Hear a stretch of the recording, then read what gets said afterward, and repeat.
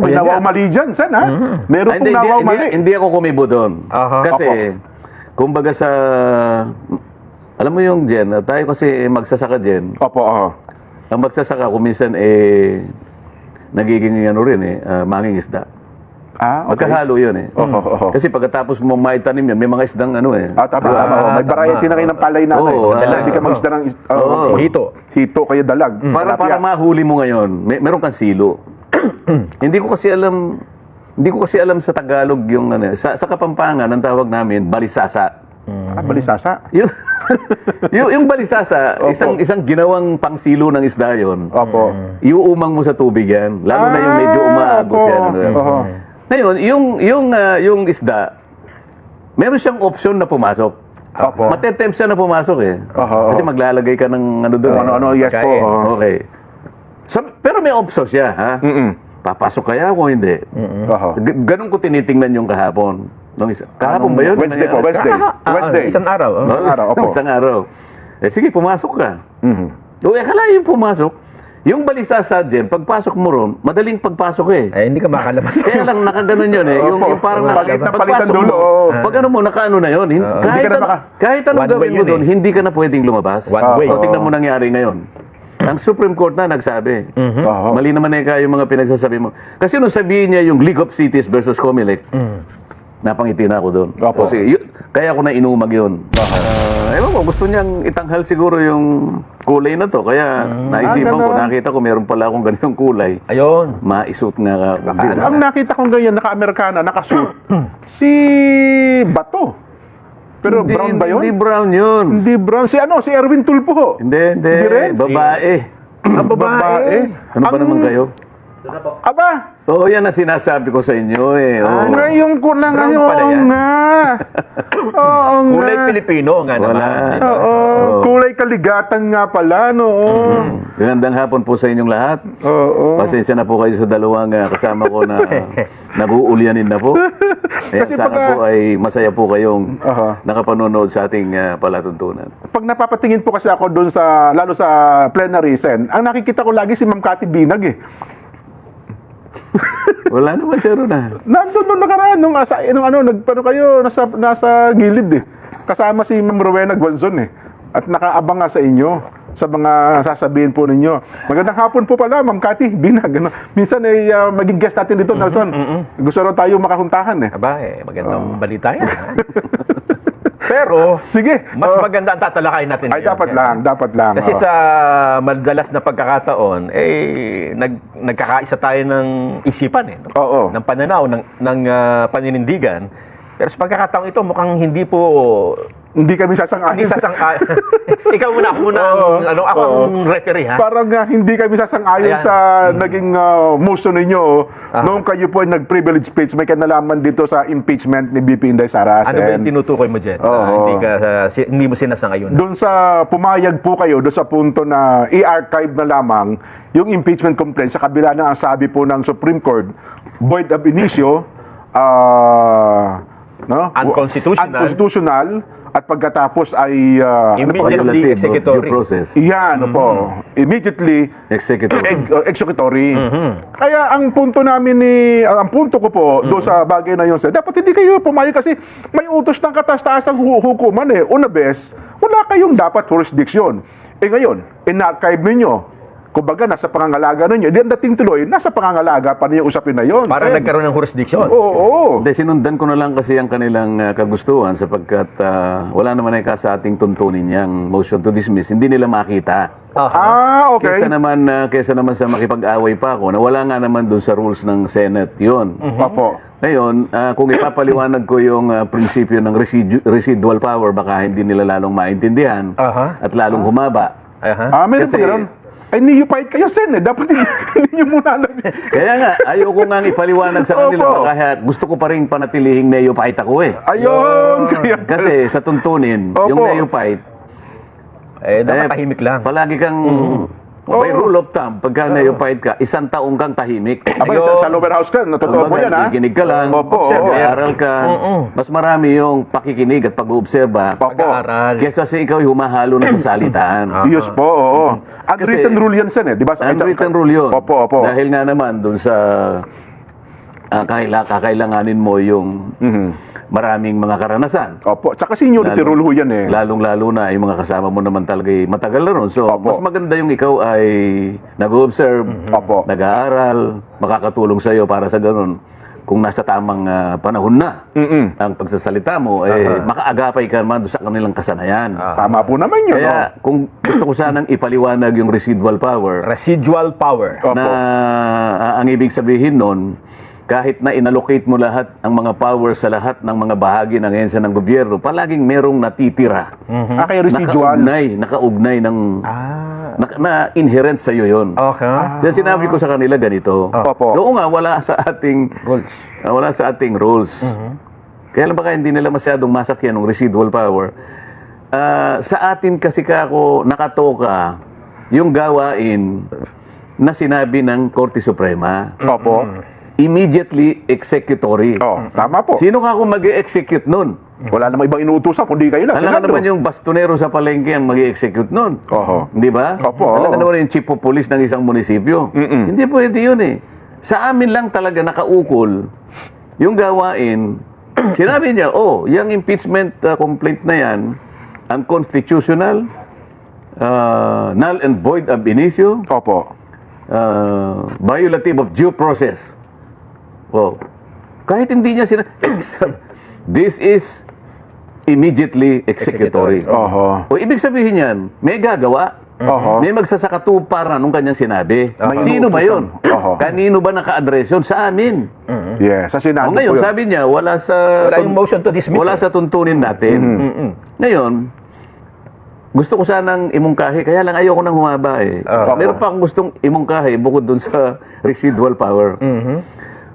O gusto nyo bang i-convert muna natin ang Senado into an impeachment court? Okay. Para lang yung motion to dismiss pumasok. Kasi nandun eh. Doon sa rules tama. ng impeachment, nandun eh. Okay. Hindi rin sila papayag eh.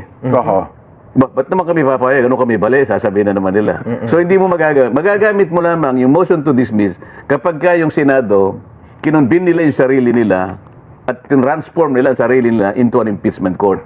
Nandoon yung rules of court Okay. that will be used suppletorily. Oho. Kung kikilalanin ninyo, Opo. papayag ako na susumpa muna tayo, i-establish natin ang impeachment court, at saka ako magmo-motion to dismiss. Oho. Kasi nandun yung rules of court. Hindi rin sila papayag, di ba? Yung punto naman do sa yung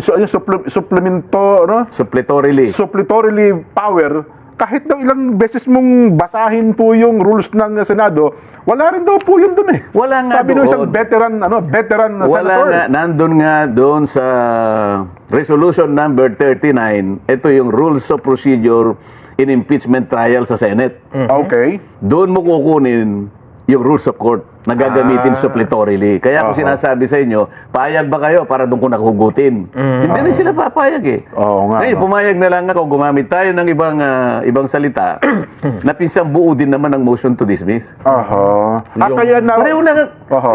Minsan matatawa ka lang eh.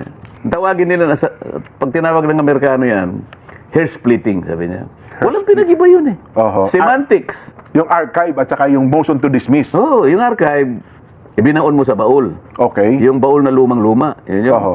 Puro amag yun. Pero dahil sa archive, may nagsasabi, anytime, pwede na bang buhayin yan? Dependent yun kung sakasakaling magmilagro. Yung Supreme Court. Ang Supreme Court. Halimbawa, biglang nagkaroon ng isang napakalaking milagro. Yung Supreme Court, 8 sa kanila, Oo. ni-reverse ang sarili. Bumaliktad. Walo. Oho. Sinasabi niya kasi, 180 degrees. may pagkakataon kanya namang Opo. nag-reverse, unanimous. Naku, may nawaw mali dyan, Sen, ha? Meron pong nawaw mali. Hindi ako kumibo doon. Kasi, kumbaga sa, alam mo yung Jen, tayo kasi magsasaka Jen. Opo, oho. Ang magsasaka, kuminsan nagiging manging isda. Okay. Magkahalo yun eh. Oho. Kasi pagkatapos mo maitanim yan, may mga isdang Tama. May variety na kayo ng palay na. Hindi ka mag-isda ng hito kayo dalag. Para mahuli mo ngayon, meron kang silo. Hindi ko kasi alam sa Tagalog yung sa Kapampangan ang tawag namin balisasa. Balisasa.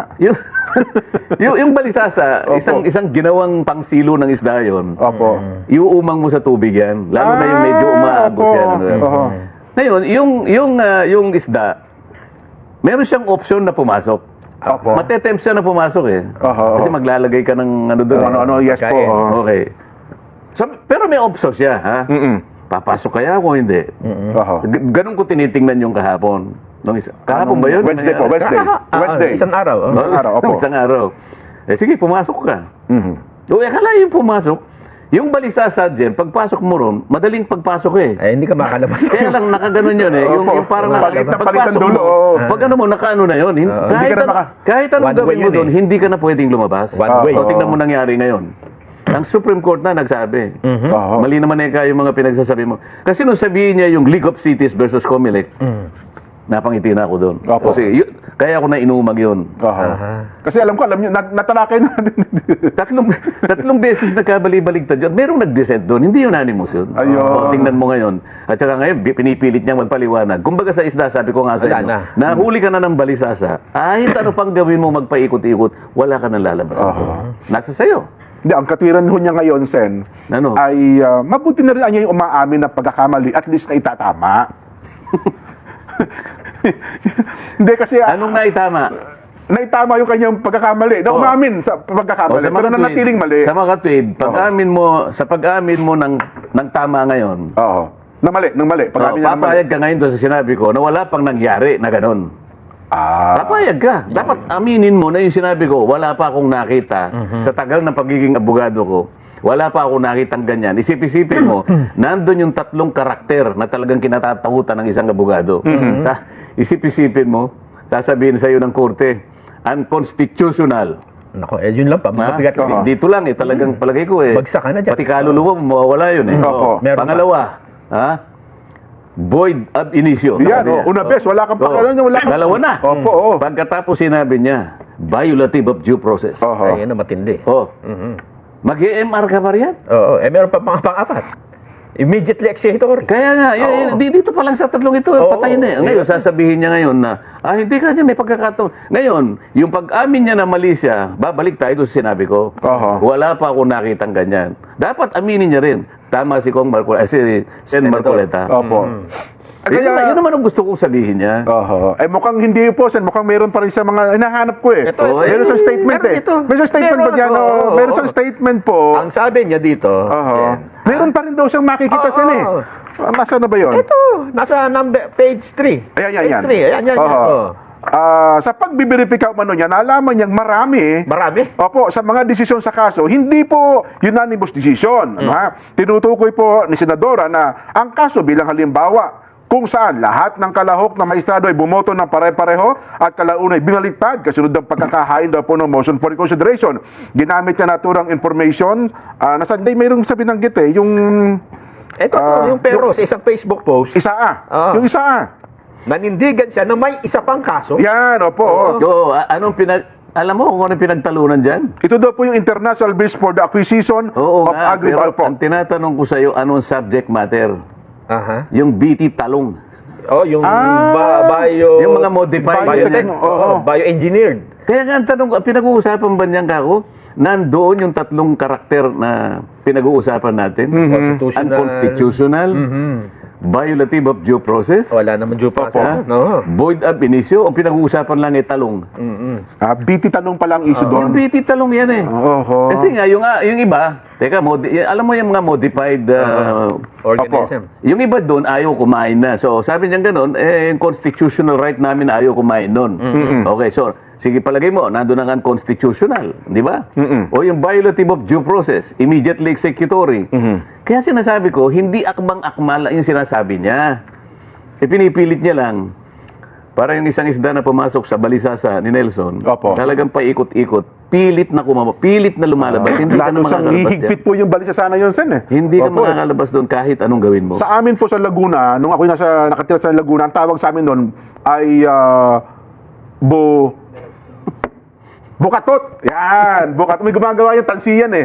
Sen, sa inyo pala balisa sa Pampanga. Teka, Pampangan yun eh. Opo, oo. Sana man lang merong makapag-ano sa Tagalog kung ano yun. Oho. Mukhang wala, Sen. Mukhang Kapampangan na lang tayo. Baka pero yun Pero nga. alam nila yung ating dinidescribe eh. Opo. Isa siyang mekanismo na gawa-gawa sa minsan yung tambulang na kung ano. Opo. Papasok yung ganun. Madaling pumasok pero yung paglabas ang problematic. Aha. Nandun yun eh. Kaya nung ilatag ko yun, Opo. hindi pumasok siya. O sige. Eh ngayon, wala na kayong gagawin kung hindi pangangatwiran na lang. Kung paano kayo makakalabas dyan, nasa sa inyo na yan. Dito